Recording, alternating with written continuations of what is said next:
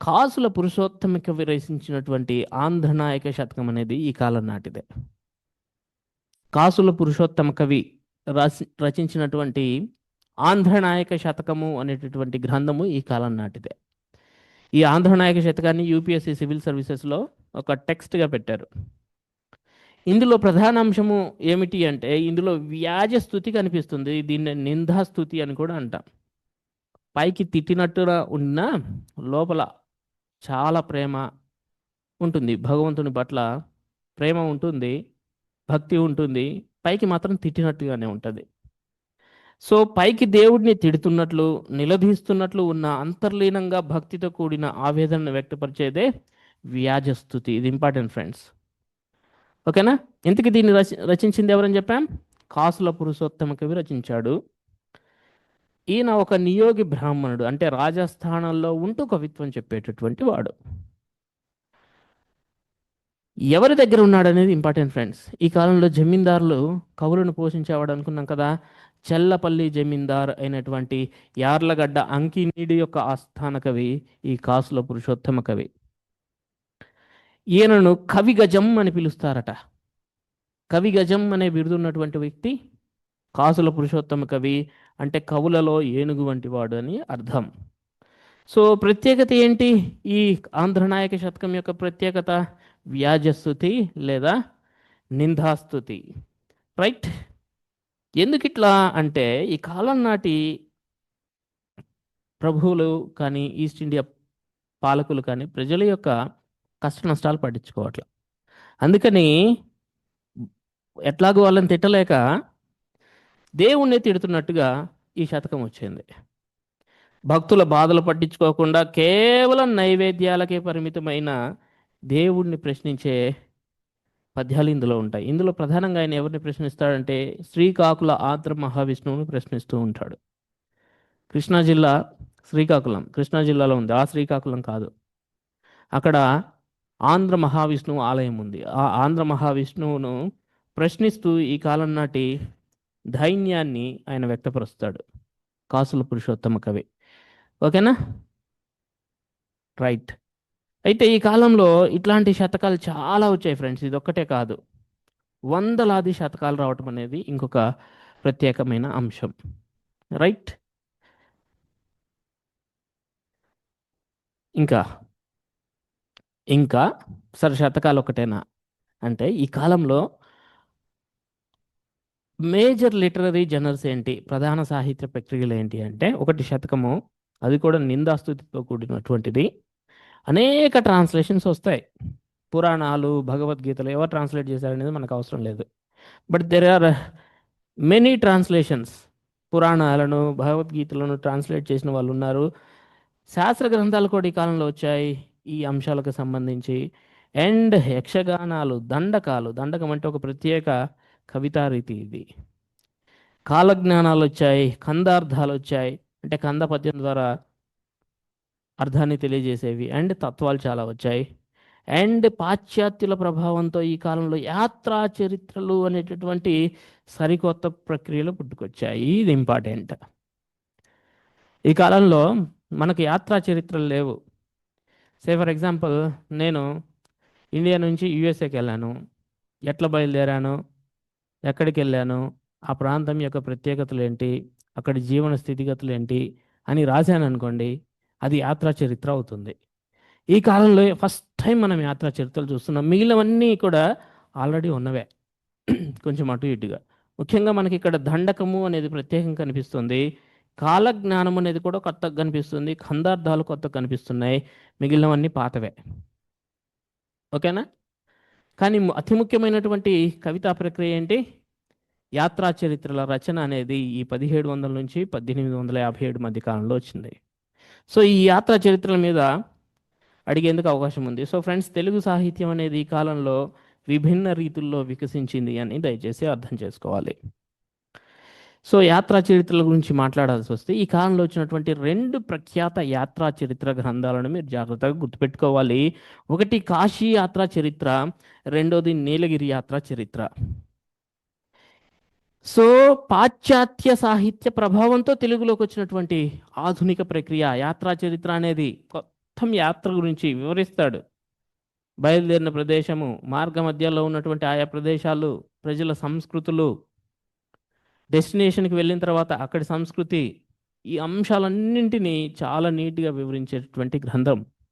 ఒకటేంటి, కాశీ యాత్ర చరిత్ర, రెండోది నీలగిరి యాత్ర చరిత్ర. ఇవి పుణ్యక్షేత్రాల వర్ణనకే కాకుండా ఆ కాలం నాటి సామాజిక, రాజకీయ, ఆర్థిక పరిస్థితులకు దర్పణాలు. రెండు గ్రంథాలు, ఒకటి కాశీయాత్ర చరిత్ర, రెండోది నీలగిరి యాత్ర చరిత్ర. ఈ కాశీయాత్ర చరిత్ర రచయిత ఏనుగుల Veeraswamayya. This is the first యాత్రా చరిత్ర ఇన్ అవర్ ఏపీ. దాని తర్వాత నీలగిరి యాత్ర చరిత్ర వచ్చింది. నీలగిరి యాత్ర చరిత్ర రచయిత బేతపూడి సుందరరాయుడు. ఈ రెండు కంపల్సరీ అడుగుతాడు.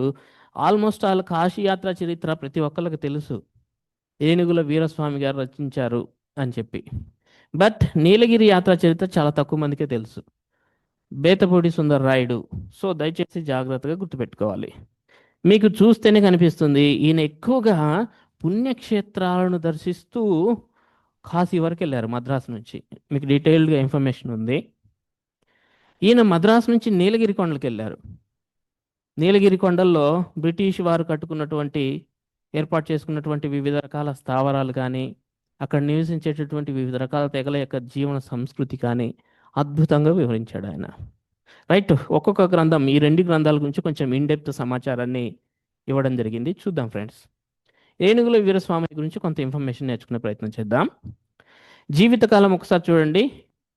18th సెంచరీ ఎండింగ్ నుంచి 19th సెంచరీ స్టార్టింగ్లో ఉన్నారు. వ్యక్తిగత వివరాలు, ఏదైనా ఫేమస్ పర్సన్ వస్తే పర్సనల్ ప్రొఫైల్ నేర్చుకోవటము అనేది కూడా ఇంపార్టెంట్. నివాసం, ఈయన పూర్వీకులు మన ఏపీ వాళ్ళు అయినా కానీ ఈయన పుట్టింది పెరిగింది మొత్తం కూడా చెన్నై, మద్రాస్. ఈయన అప్పట్లో మద్రాసులో సుప్రీంకోర్టు ఉండేది. అప్పట్లో మద్రాసులో ఉండేటువంటి కోర్టును సుప్రీంకోర్టు అనేవాళ్ళు. హెడ్ ఇంటర్ప్రెటర్ లేదా దుభాష, ఆ కాలంలో న్యాయమూర్తులకు, వకీళ్లకు తెలుగు రాదు. సో ప్రధానంగా ఈయన మీదే ఆధారపడేవారు స్థానిక ప్రజలు. సో మద్రాస్ సుప్రీంకోర్టులో హెడ్ ఇంటర్ప్రెటర్, ఆ దుభాషిగా వ్యవహరించినటువంటి వ్యక్తి, చాలా చదువుకున్నటువంటి వ్యక్తి. ఈయనకు సంఘ సంస్కరణ అభిలాష కూడా ఉంది. నెక్స్ట్ మీకు సోషల్ రిఫార్మ్ మూమెంట్స్ చెప్పినప్పుడు కొంత చెప్తాను, మరి కొంత సమాచారం. మద్రాస్ హిందూ లిటరరీ సొసైటీ ద్వారా విద్యా వ్యాప్తికి కృషి చేశారు. ఆ రకంగా కూడా ఆయన విద్యావ్యాప్తికి కృషి చేశాడు. మద్రాస్ హిందూ లిటరరీ సొసైటీ గురించి నేను చెప్తాను. సరే, ఏంటి సార్ ఈయన యాత్ర విశేషాలు? ఈయన చేసిన యాత్ర అనేది చూడండి.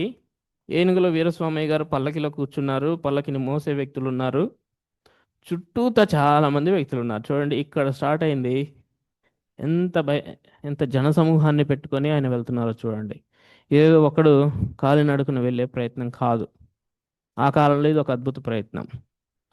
సో 1830 మే 18 నుంచి 1831 సెప్టెంబర్ 3 వరకు డేట్తో సహా గుర్తుపెట్టుకోండి. అంటే 15 నెలల 15 రోజులు ఆయన యాత్ర చేశారు. ఆల్మోస్ట్ ఆల్ 100 మందిని, భార్య, బంధుమిత్రులు, సేవకులు, భటులతో కలిసి వెళ్ళారు. పల్లకీలు, గుర్రాలపై మద్రాసు నుంచి కాశీకి వెళ్తారు. ఫస్ట్ ఈయన వెళ్ళిన మార్గం మధ్య భారతం గుండా వెళ్తుంది.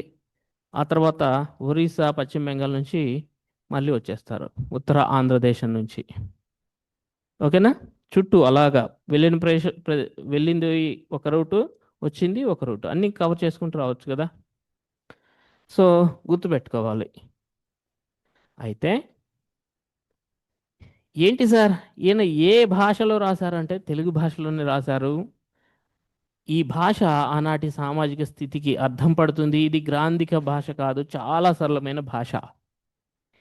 గ్రాంధిక భాషలో కాకుండా మద్రాసులోని విద్యావంతులు మాట్లాడే లాంగ్వేజ్లో, విద్యావంతులు మరీ పల్లెటూరుల్లో ఎట్లా మాట్లాడతారు అట్లా కాకుండా శిష్ట వ్యావహారిక భాష, అంటే కరెక్ట్గా మాట్లాడతారు చూసారా, చదువుకున్న వాళ్ళు మాట్లాడతారు అలాగా. సో ఎడ్యుకేటెడ్ కొలాక్వియల్ లాంగ్వేజ్లోనే ఈయన రాశాడు. ఓకేనా? గుర్తుపెట్టుకోండి. హిస్టారికల్ వాల్యూ ఉంది దీనికి. It has historical value. ఇందులో కేవలం పుణ్యక్షేత్రాల వర్ణన కాదు, ఆ కాలం నాటి చరిత్రకారులకు ఒక ఎన్సైక్లోపీడియా. It's encyclopaedia. సార్ పుణ్యక్షేత్రాలను మాత్రం వివరించాడు ఆయన అంటే అచ్చ తప్పు. It's encyclopaedia friends. సో హిస్టోరియన్స్కి ఇది ఒక ప్రైమరీ రిసోర్స్. అంత వాల్యూ ఉంది అంటే ఆయా ప్రాంతాల్లో ప్రజల యొక్క సంస్కృతిని ఆయన తెలియజేశాడు ఈ గ్రంథంలో. రెండో గ్రంథం గురించి మాట్లాడదాము. సెకండ్ టెక్స్ట్ గురించి మాట్లాడదాం.